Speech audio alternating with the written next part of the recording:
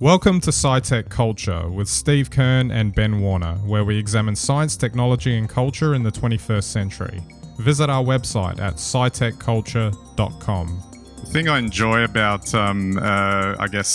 putting together these SciTech Culture episodes, Steve, is that obviously sometimes there's some research. We'll, pick out some news topics for the day or whatever. But I enjoy the one we're going to talk about today because it came because of a result of a simple text message exchange we had earlier in the week about how we do certain things.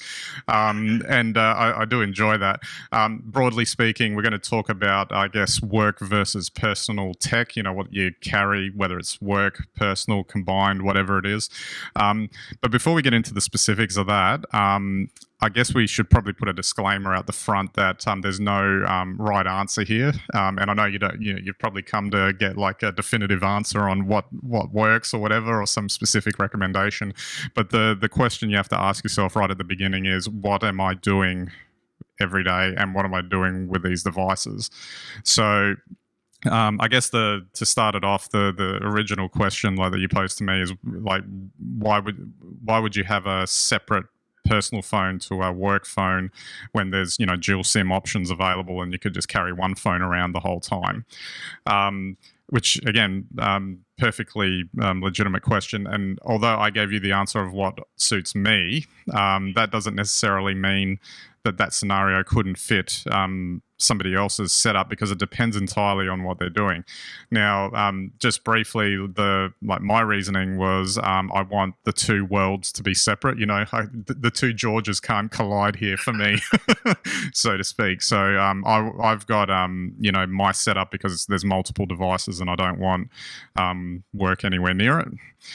It also, I think, in my own headspace makes sense because if all work is on my work supplied devices, then it doesn't invade my mindset when I'm not at work, kind of thing.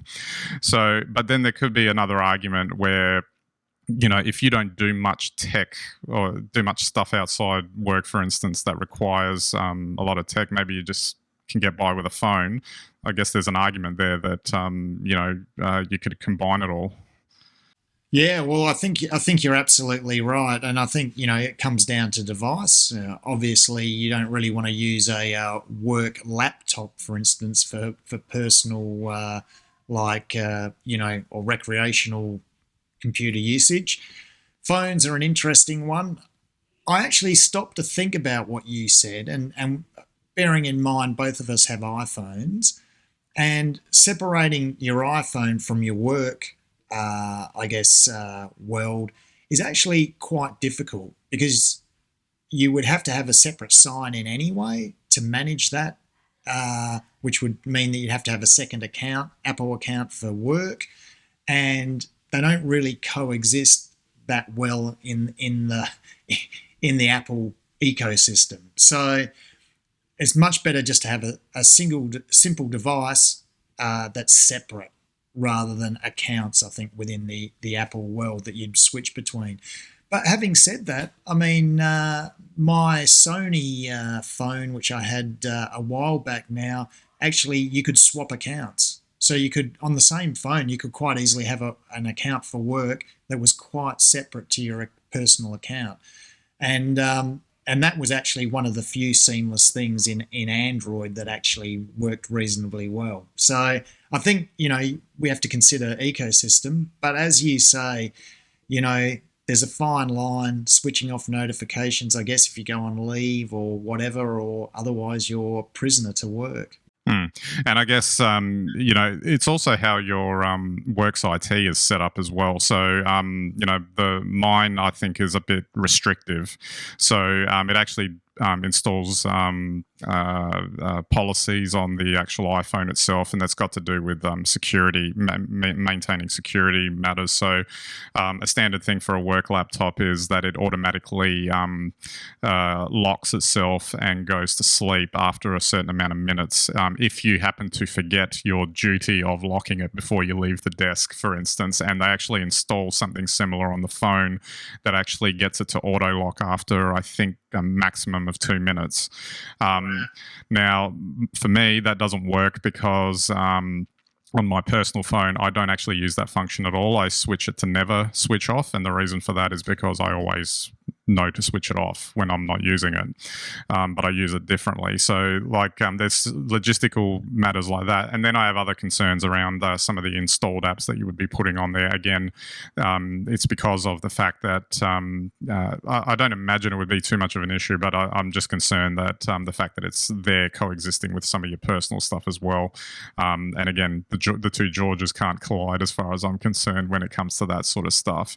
But again, it depends on what you need and how it works, and what works for you. Because it could be that your entire tech environment is just at work. And you may only need to pick up your phone outside of work, maybe to just check the odd thing or whatever, if you're truly not someone that engages with tech, on a personal level.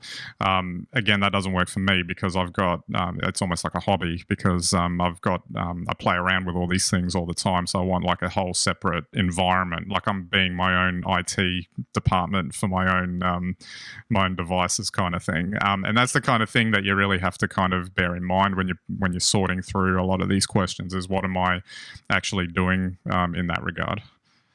Yeah, well, it's interesting. I mean, I don't know if Apple's ever considered it. Maybe it is actually possible on Apple. I don't think it is, to switch between accounts really freely. What I found on the Sony, even though at the time it wasn't much of a work sort of issue for me, was you could configure the other account to have your personal account to have the right amount of work functionality, which might just be an email, work email, for instance, just so you can keep an eye on things. But in the second account, you could basically configure that 100% for work or not for work at all. And it was really quite seamless to move between the two accounts. That'd be great with Apple. And then if you combine that with having two numbers attached to a phone, that are visible through either account, because you can configure that, then you can control that. But at the moment, you're absolutely right. There's very little control, and even if you do use your work phone for work purposes, you hardly want to be doing your browsing or et cetera, or scrolling through your socials. Even if it's your personal phone. But if you're using it for work, so it is a very tricky balance to get right, and I don't know that we've ever got that quite right for mobile devices. The one last thing I wanted to mention before we get on to video editing, as it pertains to this topic as well, is you don't really have a choice. What depends on how liberal your IT department is at work too, and I guess we're talking about knowledge workers here and information workers specifically, because obviously there's a whole lot of other jobs in the economy that don't relate to having to use a tech device specifically, although it's getting harder and harder. But the last thing I would say is that you're depending on how much choice they give you, you may not just get a choice in what you're given.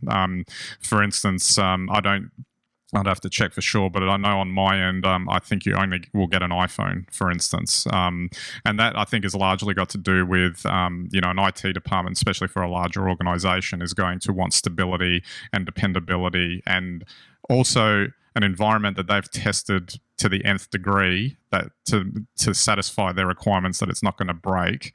And then they just stick with that option for years, and they won't deviate from it. So again, like for instance, if the offer is they give you an Android phone, for instance, then it might be easy to do what you're suggesting. But if you've got no choice and they only give you an iPhone, then there's not much you can do about that, really. Absolutely. And then you effectively you get pushed to the two devices, which as you say can be perfectly well managed, but it's not always ideal. And again, it can also apply to things like the types of laptops they give you. So, the personal tech I've got is all Apple based. And predictably through an organization, through work, I've got a Windows laptop, and that's fine. I like using Windows just fine, but that's an example of where the two wouldn't go together, because you've got two different ecosystems going on there. Absolutely, yeah.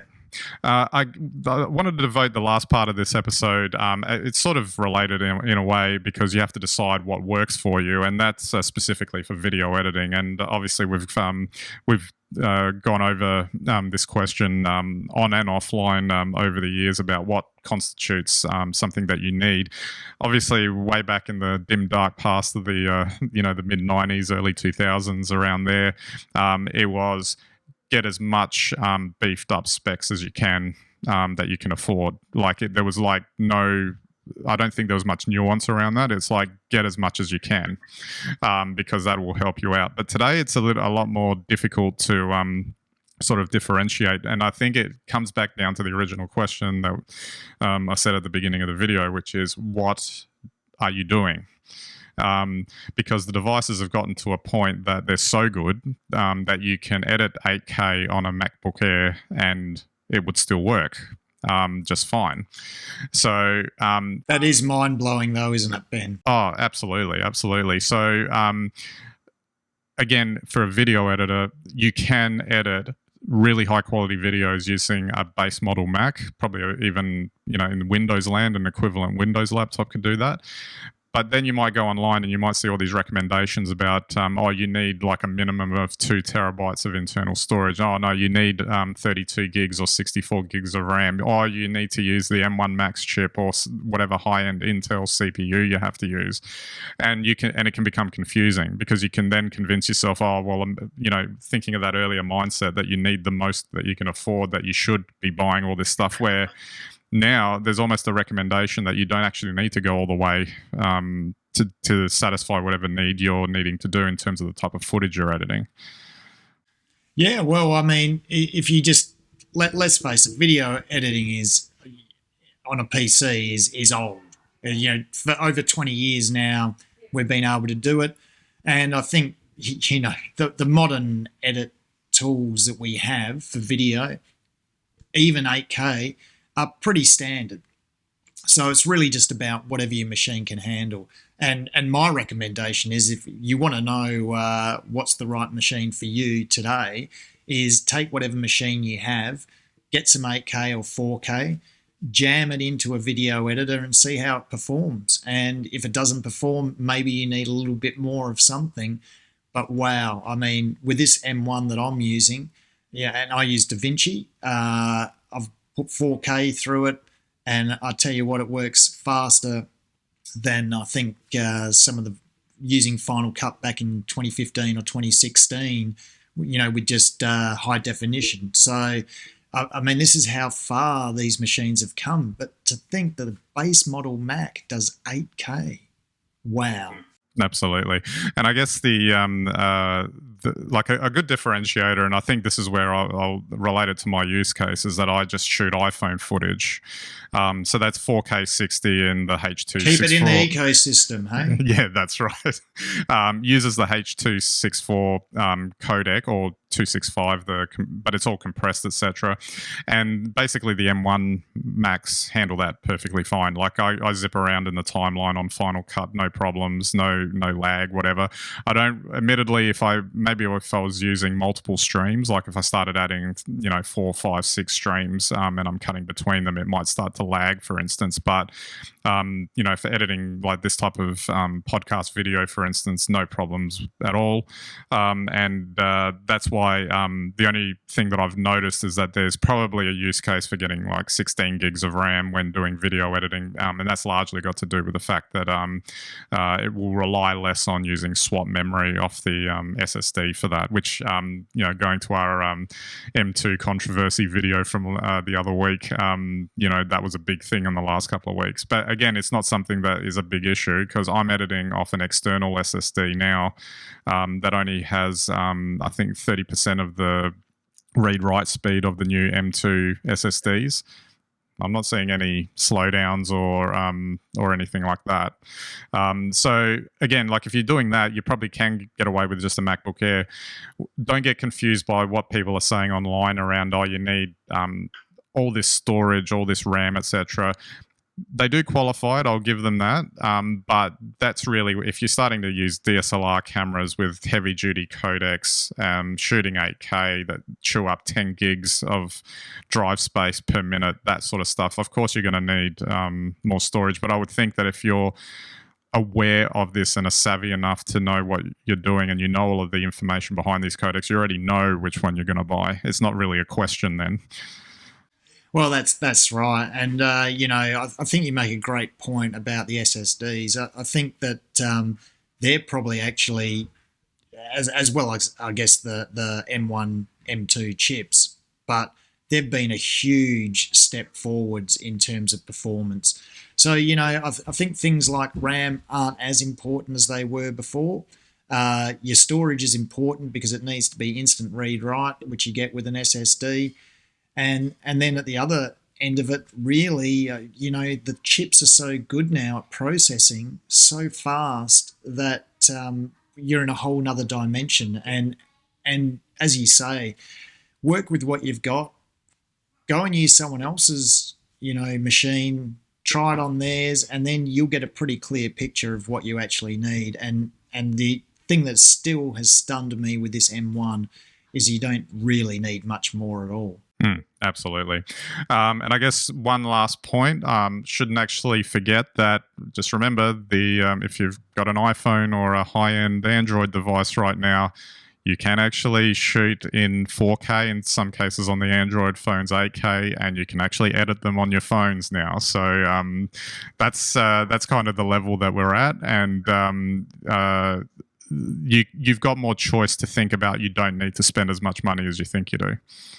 Oh, totally. It's still, as we say all the time when it comes to this, whether it's your mobile device, whether it's your laptop, the performance of these devices now is just stunning. And what you can do on them because of it is incredible. And we wouldn't even have dreamed it 10 years ago. Absolutely. All right, we might wrap it up there, Steve. I guess I'll just have to pop back onto the Apple website, or maybe JB's website or something, and start going around and doing some shopping or something. See what I actually need instead of what I'm being told I should have. Yeah, I'm sure you'll find it pretty quickly. Yeah, absolutely. All right, so don't forget our website, SciTechCulture.com. You can get all of our links and content there. You can subscribe to our YouTube and Vimeo channels, our RSS feeds, etc. All of that's available, and we hope you enjoy the website and the content we've got there. All right, so that's it for this episode. We'll catch you next time.